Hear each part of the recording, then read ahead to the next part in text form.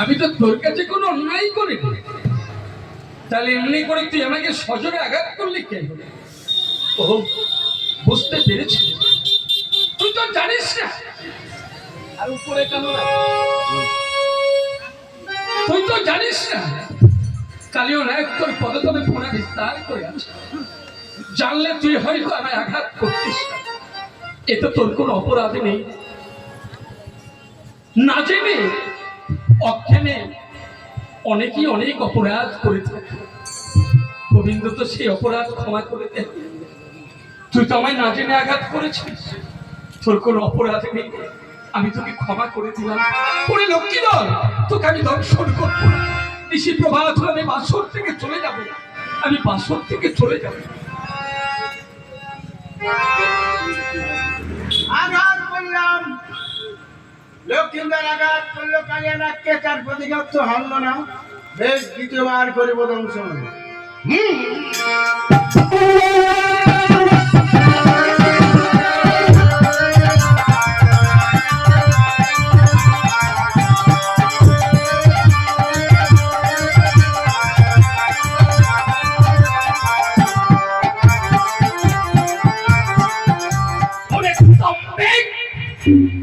নাক্কাটা পানির নন্দন, আমি ভেবেছিলাম তুই গভীর নিদ্রায় নিশ্চিত, কিন্তু না, এ তো কপটে নিদ্রা।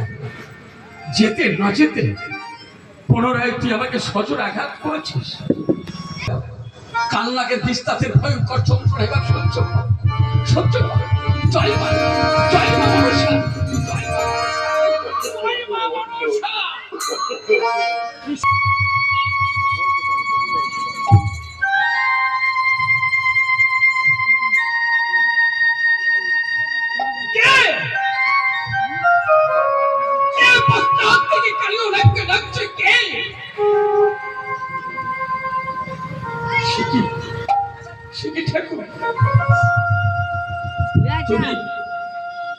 তুই কদমের সাথে বলতে বাঁশরি বাজাচ্ছ? বাঁশরি বাজিয়ে আমায় বলতো রে কালিয়া, তুই কি করছিস? তোর ধর্মকে বিসর্জন দিচ্ছিস? তুই কি আমার কথা ভুলে গেলি? না, তোমার কথা কি আমি বলতে পারি? আমি তোমার কথা বলতে, আমি তোমার কথা ভুলে যাইনি, ঘুরে যাইনি।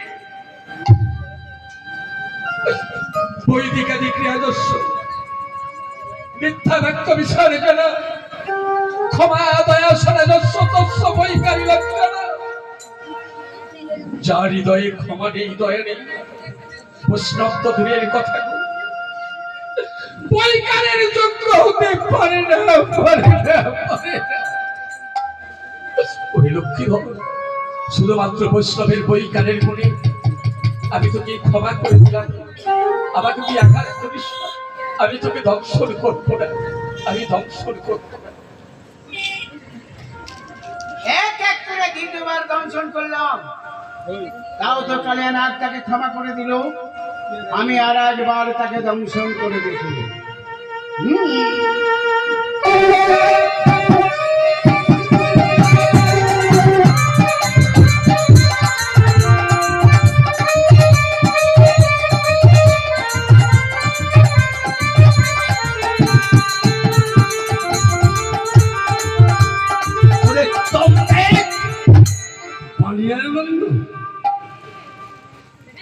কত যোগী ঋষি ধ্যান করে যার সেবা